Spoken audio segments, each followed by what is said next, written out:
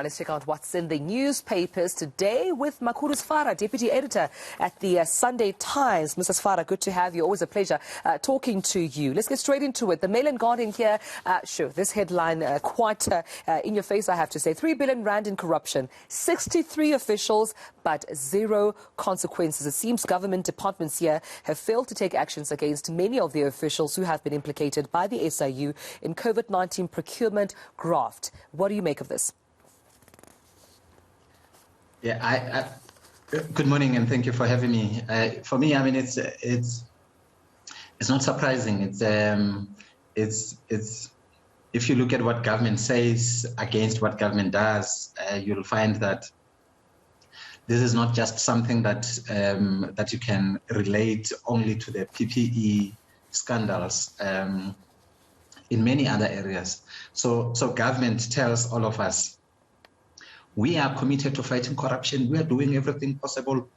But if you follow that through, you'll find that there isn't much progress being made in actually making sure that people who steal from the poor face the consequences of their actions. Yeah, and you wonder why. I mean, 3 billion rand is not just a number; it's a lot of money that has set the state back. And you would think that the government will do all it can to not only recover the money but bring those who have been implicated to book. But zero consequences so far. Let's move to the Mercury now.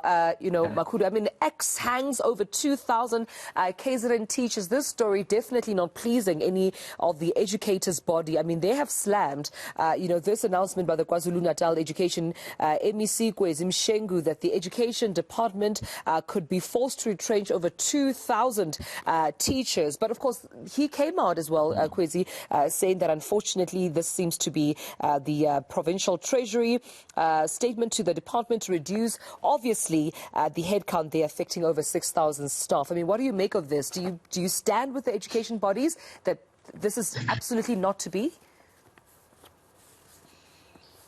Yeah, in fact, I think you can link the two stories we have spoken about so far. That there's a corruption, there's a leak in the system.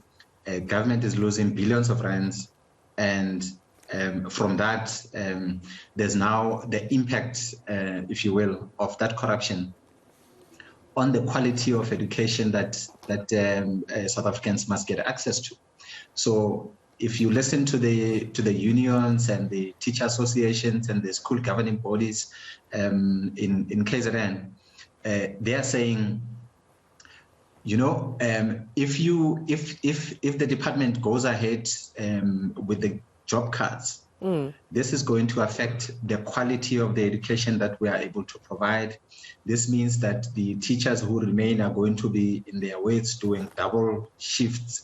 Or doing the work of two teachers, and somebody else is saying in the villages there's going to be problems, but this is not an isolated thing. Remember, the budget that was tabled earlier, government had committed to reducing expenditure.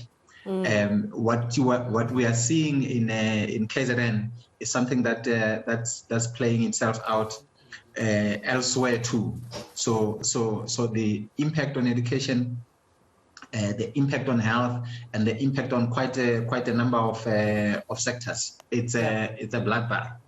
Yeah, it is indeed, and it's forcing, student governing bodies here to even employ teachers and pay for their salaries from their own funds. It's how dire the situation is, Makhudu. But let's move to the Herald newspaper now. The headline there being Battle for Northern Paarl heats up. Obviously, we know that different political parties are campaigning heading up to the local government elections. The story, however, I want to point out is at the bottom there. 3 East Cape children dead from rabies so far. It seems that a 9-year-old Motherwell boy was not the only one who actually died from canine rabies in the province, with 2 other deaths reported in the Buffalo City Metro in the past 2 months. So, hey, the health department, they might need to have a look at what is going on there, because 3 lives already, 3 children haven't died from rabies already.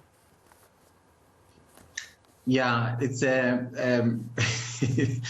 I seem to be the guy linking all the stories. So yeah, it's a major problem.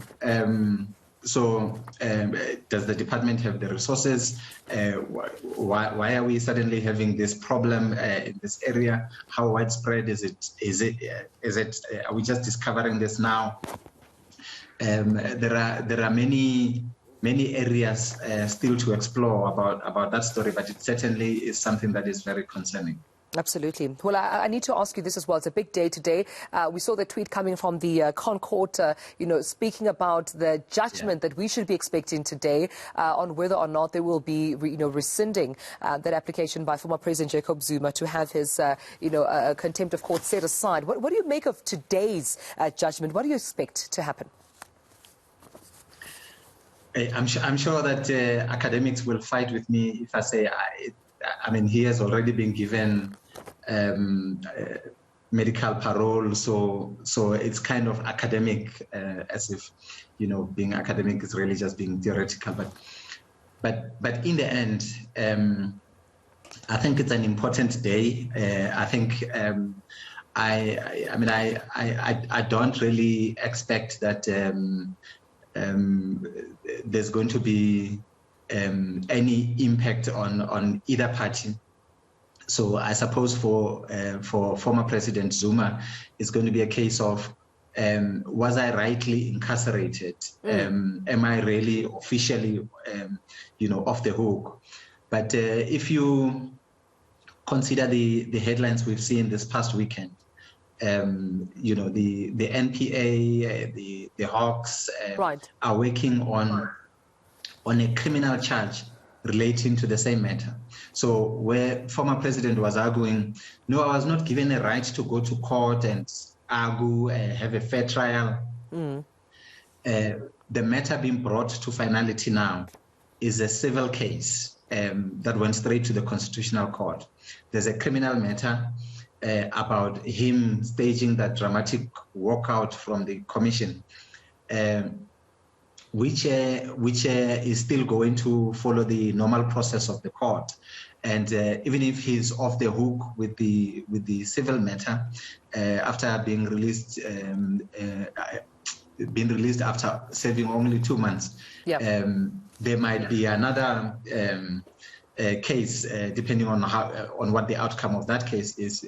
He might still find his way back to prison. All right. Well, Makhudu, we'll have to wait and see. 10 a.m., of course, is when the court is expected to take those proceedings. But thank you so much for talking to me. Makhudu Sefara, Deputy News Editor at the Times.